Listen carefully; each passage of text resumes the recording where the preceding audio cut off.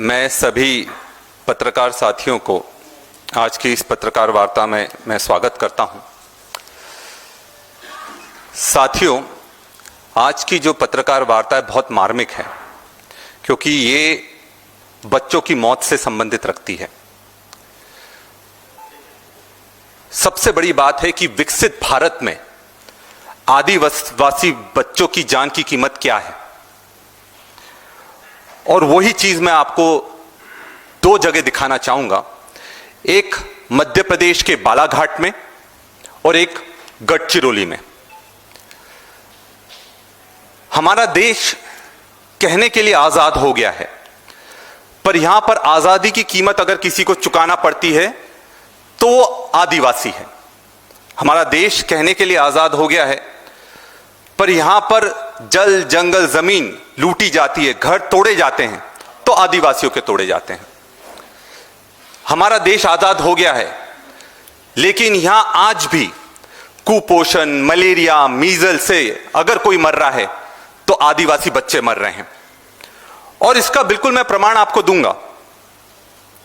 बालाघाट में बच्चे बीमार होते हैं, पर उससे ज्यादा अगर कोई बीमार है तो सिस्टम पूरा तरह से बीमार हो चुका है।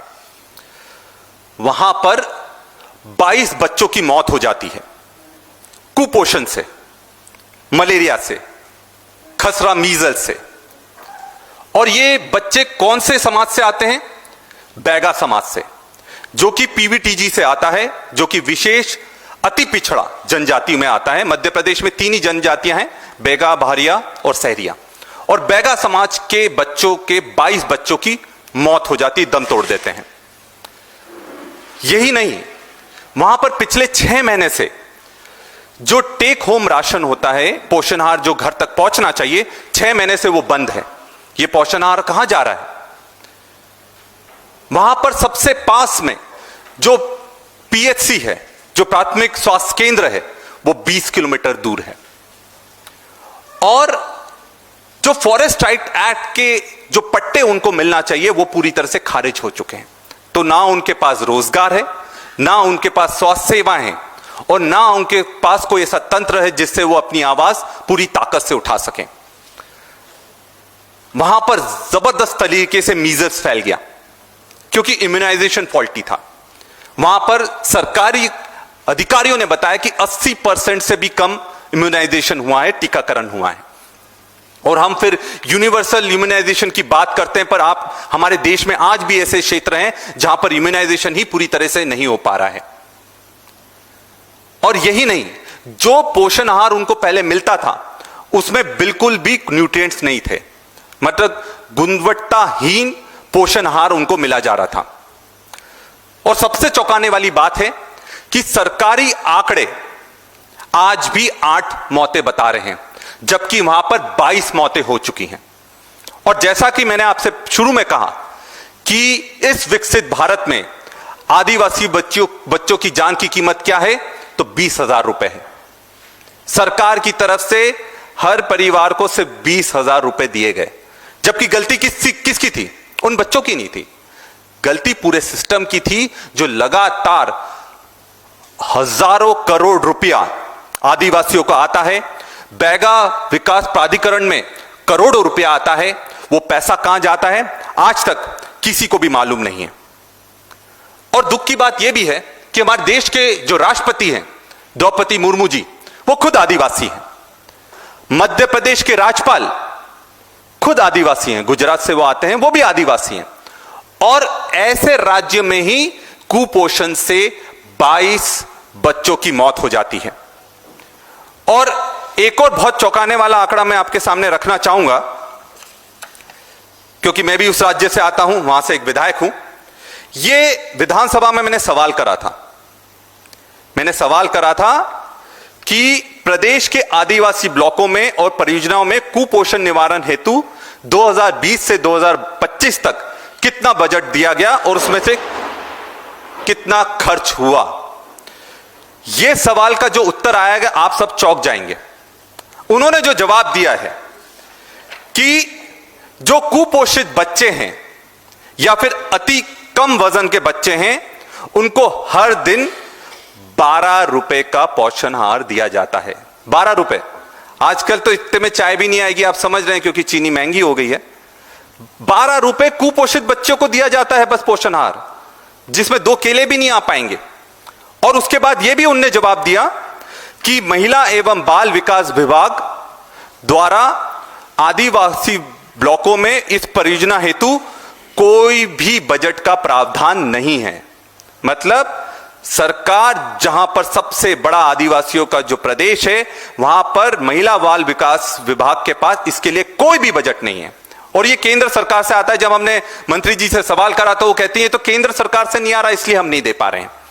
और ये भी कहा कि जो पुनर्वास केंद्र होते हैं, न्यूट्रिशन रिहैबिलिटेशन सेंटर्स होते हैं, वहां पर जो कि बहुत ज्यादा कमजोर बच्चे आते हैं, उनके इलाज के लिए कुल मिलाकर 980 रुपए खर्च करे जाते हैं। अब आप मुझे बताइए, आज के दिन में 980 रुपए में इलाज हो सकता है क्या?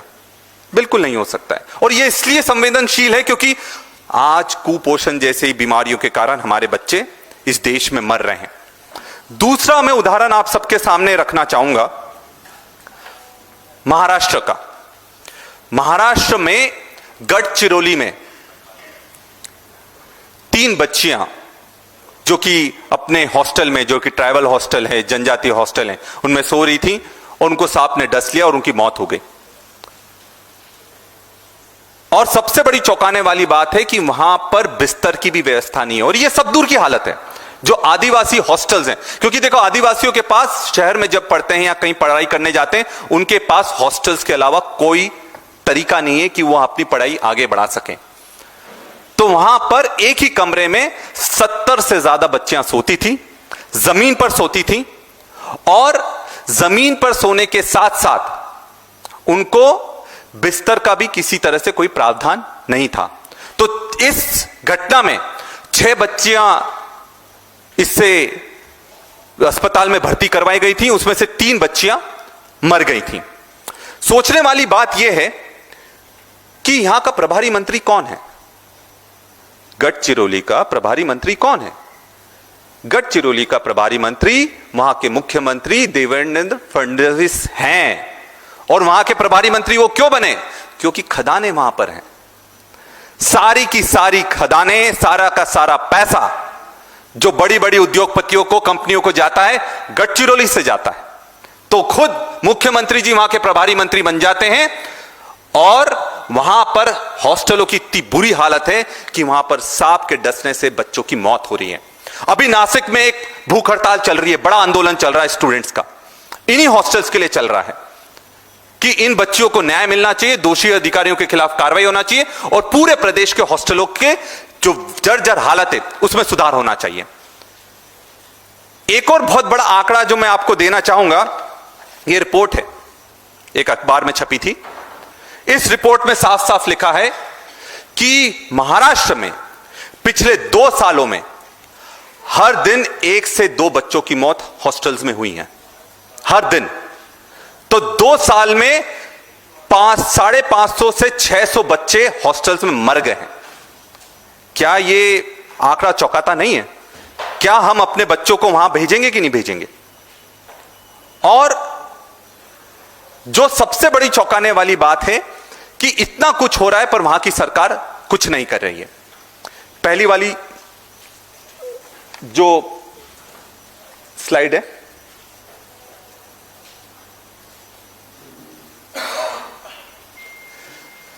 ये आप देखिए, इसमें जो आपको मेरे उल्टे हाथ पर जो सब लोग दिख रहे हैं, इन सब के बच्चे मर गए। ये आपके बच्चे भी हो सकते थे, हमारे बच्चे भी हो सकते थे। तो निश्चित तौर पर इस पर हमको पूरी तरह से अपना ध्यान भी आकर्षित करना चाहिए और इस पर अपना ध्यान फोकस कर इसका निवारण भी करना चाहिए। कुछ के यहां, इन लोगों में से कुछ के यहां पर दोनों बच्चे चले गए, 2 ही बच्चे थे, और कुपोषण में दोनों बच्चे, कुपोषण मीजल्स में दोनों बच्चे खत्म हो गए। और एक और चौंकाने वाला इसमें आंकड़ा जो मैं आपको बताना चाहता हूं, वहां पर आंगनवाड़ियों में 3 साल से कोई भी आंगनवाड़ी कार्यकर्ता नहीं है। तो हम जो कहते हैं कि ये विकसित भारत है, हम लोग विश्व गुरु बन रहे हैं, ये भाजपा का भारत है, ये बीजेपी का भारत है, ये मोदी जी का भारत है जहां पर कोई भी प्रताड़ित नहीं है, तो ये उसकी सबसे बड़ी तस्वीर है जब हम अपने बच्चों को पोषण आहार तक नहीं दे पा रहे हैं। और हमारी मांगे एकदम साफ हैं कि इसकी विशेष कमेटी बनना चाहिए बालाघाट में और गढ़चिरौली में, ताकि दोषी अधिकारियों पर कार्रवाई होना चाहिए। ये ऐसी कमेटी नहीं हो कि कमेटी बन गई उसके बाद उसका कुछ नहीं हुआ, उस पर तत्काल प्रभाव से दोषी अधिकारियों पर कार्रवाई होना चाहिए। और हर हॉस्टल का एक सेफ्टी ऑडिट होना चाहिए, क्योंकि हॉस्टल्स के सेफ्टी ऑडिट कब से नहीं हुए होंगे ये आप खुद देख लीजिए।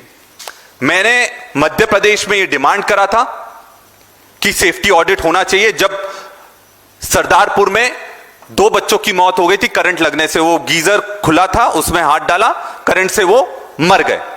ये हमारे मध्य प्रदेश में हुआ। तो आप ये जानकर बहुत चौंक जाएंगे, सरकार की तरफ से जो आया कि हमारे यहां पर सेफ्टी ऑडिट का कोई भी रिकॉर्ड नहीं है। आप सोचिए, ये उस प्रदेश की मैं बात कर रहा हूं जहां पर सबसे ज्यादा आदिवासी रहते हैं और वहां पर हॉस्टल्स के सेफ्टी ऑडिट का कोई रिकॉर्ड नहीं है। तो हमारी मांग है कि हर हॉस्टल का, ट्राइबल हॉस्टल का, आदिवासियों के हॉस्टल का सेफ्टी ऑडिट होना चाहिए। उसमें फायर सेफ्टी भी आता है, बाकी भी ऑडिट रहते हैं। यहां जिस तरह से गढ़चिरौली में हमने देखा कि जालियां ही नहीं लगी थी, खुली खिड़कियां थी, उससे कोई भी जानवर आ सकता है, जंगली जानवर आ सकता है, कुछ भी हो सकता है। तो ये चीजों का हमें निराकरण होना चाहिए, क्योंकि ये देश पर सबसे ज्यादा पहले किसी का अधिकार है तो आदिवासियों का अधिकार है, क्योंकि सबसे पहले वही मालिक थे। और आज उस देश में अगर आदिवासियों की यह हालत है तो आप समझ सकते हैं कि हमारा देश कहां जा रहा है। और सही मायने में यह सवाल तो बनता है, क्या सही में हमारा देश विकसित है? क्या सही मायने में हमारा देश सबके लिए आजाद है? बहुत बहुत धन्यवाद। अगर कोई पत्रकार साथी इसमें सवाल करना चाहते हैं तो कर सकते हैं। Thank you.